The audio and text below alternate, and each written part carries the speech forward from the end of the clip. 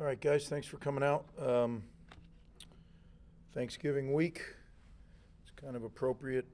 I'm really thankful for the seniors that'll be playing their last game at SHI Stadium. These are the seniors that really have laid the foundation of our program here this second go-round.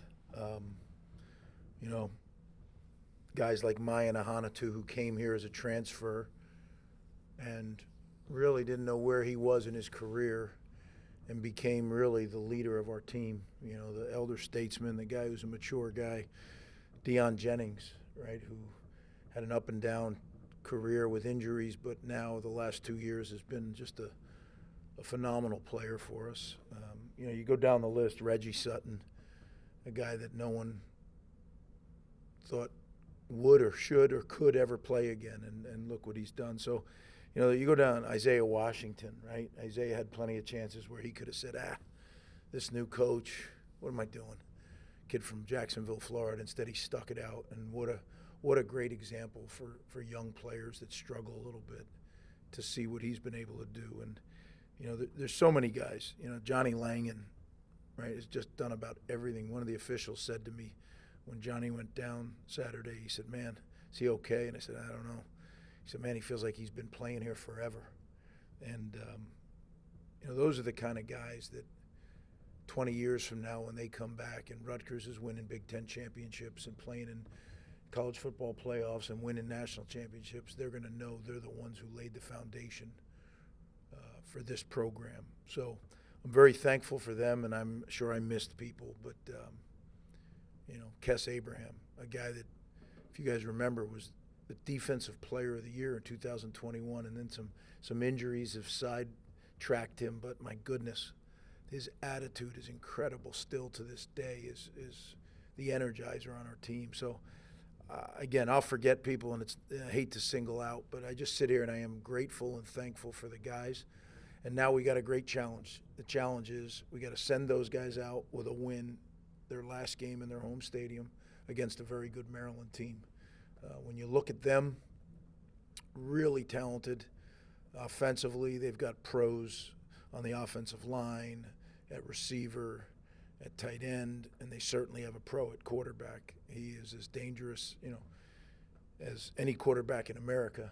And defensively, they're really athletic. I mean, they've got 19 takeaways. You know, when you look at a team that has a bunch of takeaways, they get after the passer. They're really fast. They run to the ball. Their two safeties are as good as there is in America. So they're a really good football team. And, you know, I think they just hit kind of a stretch in the middle of the year, don't really know. But they played really well Saturday and had every opportunity to knock off Michigan. So we know what we're in for, and it's going to be a battle. We both find ourselves in a similar position at 6-5, and a lot of respect for what they do, and looking forward to playing the game. So I'll try to help you with any way I can. You know, after playing three of the best defenses in the country the last three games, will this be more of an indication of where your offense is playing against Maryland? Unfortunately, Maryland's really good on defense. You know, I think they're somewhere, you know, they're in the top 40 in defense in the country. I was kind of hoping when I throw the tape on that I was going to see a defense that was kind of so-so and we could get back on track. These guys are really good. But that's life, as I said, life in the Big Ten. But, you know, our guys, we're beat up. I'm sure they're beat up. It's the end of the season. I'm not sure at some positions who's going to play. I'm quite frank with you. I'm not going to get into who, competitive advantage, but it caught up with us Saturday from a physical standpoint. We are going to have to really muster it up to be able to play the level of football you're going to need to play to win a game against a team like Maryland. Back to the seniors. When you got here, in what ways did you kind of look to them to kind of help establish your culture and kind of guide the younger players through that transition and get to where you are right now? Yeah, that's a great question. And I made it real clear when I came back. The first probably 5 or 6 months, you know, it was a crazy year, right? We never had spring practice. We never had training camp. The season gets canceled. You can't make it up, right? We're having it's just insane. If you think back to it, we tried to do our best in a crazy time, and at what cost? You know, they were the only people on campus. They were living down the street in the dorms. We couldn't even drive them. They had to walk separated by 6 feet. If you think back, it seems insane now, but that's what was the recommendations at the time. And all these kids did was trust in us. And I'm grateful for that. You know, some didn't stick around, and I understood that. I never, you know, the first 5 or 6 months, I never said, hey, if you don't like it, then get the heck out. I tried to prove to them who we were. And then I'll never forget, we sat down by the statue, by the Scarlet Walk, and it was right before, I guess it was like the beginning of camp, but we were told don't do too much because the season's probably going to get canceled. So we went out for kind of a run through with no pads on.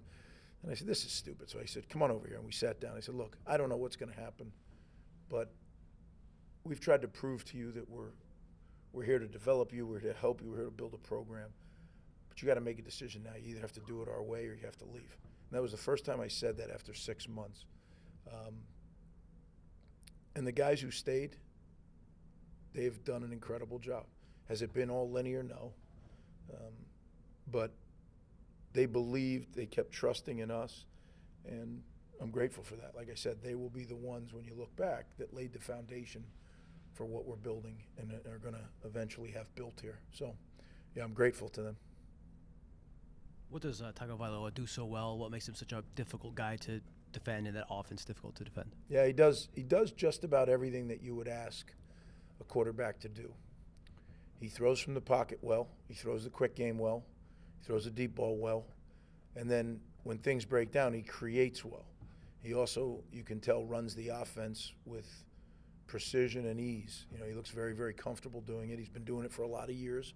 He was with Locks down at Bama, and then he came there. So, I mean, he's been in this system for a long time, and you can tell. Yeah, he's a very dangerous quarterback. Coach, just to follow up a little bit on what you talked about with the first year, you know, do you ever look back and sort of gauge where things are with the program now compared to when you first got back December about 4 years ago? Do I ever gauge? Not in the midst of what we're doing now, but at different times, the beginning and the end of, you know, I break the year into parts. So it'll be post-bowl game to spring practice, then spring practice to summer training, then summer training to training camp, then training camp, then the season. So I always look back at those times before and after. One, to see what we did and make sure that we're planning correctly with all the notes and the after-action reports that we did to make sure that we don't repeat the same errors and ideas that we had coming off. And then afterward, look at, so I can write notes that are fresh in my mind. This is what we did well. This is what we need to improve on. Because if you think you're going to remember all the details when it comes time next year, you're kidding yourself. At least I'm not going to. A lot of things happen every year. So that's when I do it. I don't try to do it in the midst of it because the reality is, as I've said to you guys so many times, it's really hard to do what we're trying to do. And any distraction could really be the difference. So I try not to allow that to happen. Coach, what's your trust level like with Gavin heading into the Maryland game? Very high. Yeah, I thought Gavin played his best game as a Rutgers player on Saturday. You know, we played against the number 2 ranked defense in America. They lead the nation in sacks. Gavin stood in there, delivered the ball well. You know, the thing that glares is the 3 turnovers. Well, you know, the one, as I said, the guy beat him to the back of his drop, so I'm not sure what he's supposed to do there. The second one was on a mesh, and I'm not going to get into the particulars on that. And then the interception is a tough one. They kind of got us. You know, they did a good job. Could we have avoided it? Sure. But, you know, they're on scholarship too. They're a good team. So, but from an execution standpoint, Gavin played his best game as a Rutgers player against Penn State. Now what I'm hopeful for is now we go and do it again and take a little step in the Maryland game. Because if he does that, we're going to be in a good place. Greg, we know the goal every week is to go 1-0. What would it mean if to go 1-0 this week also meant you set the Big Ten record or Big Ten program record for most wins in the season? Yeah, you're right. It is, Richie, to go 1-0, and whatever that leads to. But nobody's naive to the fact what it leads to, right? It leads to a winning record. It leads to winning the most Big Ten games at Rutgers. And I told these guys, I said, you have a chance. It's not national championship history, but right now it's history for Rutgers. And it's part of the climb, right? It's part of what we're doing. And they're aware of it. Yeah, so I think it would be great. But the reality is that's something nice to think about for a second, and then you better fix your sights on the job that you have to do and the preparation you have to do, because without that, there's no chance of the result being what you want. So that's kind of how we do it. Last year, you ended the season at Maryland in what was probably the roughest game that you had last year. Is that something that gets brought up with the team that you talk about and kind of add to some of that juice? No. That feels like literally 10 years ago. Things were so different then. At that point, I mean, you could tell after that game, I needed to get away a little bit. But that was a long culmination of a lot of things that happened in that season. I feel so different right now going into this game. I'm encouraged, excited more than I've ever been about our team. Yes, it's been 3 tough weeks, but it is my job to look at the development and not the big picture every day, but the development. Are we developing? Because at the end of the day, that's my job. And I know if we keep getting better, eventually that's going to be good enough. But if you don't, right, one day going in the wrong direction, that takes a lot of work just to get back to where you were. And I can't allow that. So that's why, you know, if you're out at practice, you'll hear me say, the standard is the standard. I mean, we're just never going to lower the standard. Will we reach it every day? Maybe not, but it's always going to be there. And it's only going to get higher as we get better. So. Time for 2 more. Coach, you talked a moment ago about Gavin Wimsatt, how you said you felt he had his best game as a Rutgers quarterback. What have you seen from him, you know, leading up over the course of the season to put him in position to have that kind of a performance throwing the football? I think he's really, really beginning to understand the preparation necessary. And he's always been a guy that prepares. But to play quarterback at this level, I don't think anybody understands unless they've done it or they've coached it. It's really, really detailed. And there's so many things you have to make split-second decisions on. You know, most people can't do it on a video game. Forget do it live when you might get smashed in the back of the head. So I think it's underestimated. I've said it so many times, and I think people just say, oh, he's just saying that to protect the quarterbacks. To me, it's the most difficult thing to do in sport. And some would argue, well, if you have to pitch a whole game, yeah, but no one's trying to hit you in the back of the head when you're pitching, right? You have to do all this stuff, and every guy on the other colored jersey is trying to keep you from doing it. Some of them by hitting you, some of them by covering the guys you're throwing to, some of them by trying to trick you. So I think playing quarterback is a tremendous responsibility, a tremendously huge job, and I think Gavin's getting better at it every week. We'll go Brian and then Richie to finish. Not to look too far ahead, but fans are starting to look at bowl projections and what it could be. I'm wondering, do you look at any of that stuff, and do you have any role as far as talking to reps? Are you lobbying for any certain bowls? And a quick follow-up, if you can give us your Thanksgiving plate, we'd really appreciate it. I'm just curious what Greg Schiano eats on Thanksgiving. Yeah, Thanksgiving plate and bowl projections. I don't really look at that very much. The thing, as you guys know, I get excited about bowl games because we get more practice. And, you know, one of the things that allows winning teams to continue to be winning teams is additional practice opportunities. So that's what excites me the most. I want the kids to always have a great time in the bowl, and we'll talk more about that next week. But, yeah, that's about the extent that I think about it. There's other people that work for us that handle that stuff, and they do a good job. Thanksgiving plate, kind of traditionalist, you know, but when you're Italian, you throw in just a little bit of pasta in there, but otherwise it's pretty traditional. Last question. Where have you seen the offensive line take the biggest steps and most progress over the course of this season now that we're 11 games into it? I think technically and understanding what they're supposed to do. I mean, during the season, you're not really making tremendous strength gains. We try to make minimal strength gains. Sometimes you do, sometimes you don't.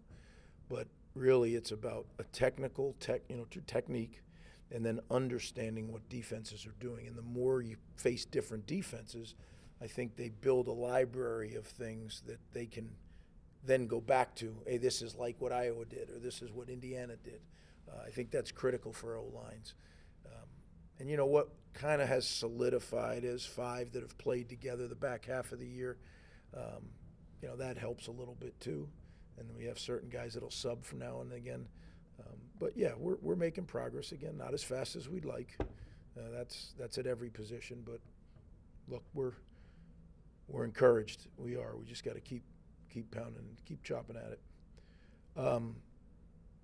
Our band is playing the Macy's Day Parade, which is really cool. So to them, I wanna wish them luck for a great performance, and to you guys, some of you I'll see before, but if I don't, hope you have a great Thanksgiving, and definitely see you on Saturday. Thanks.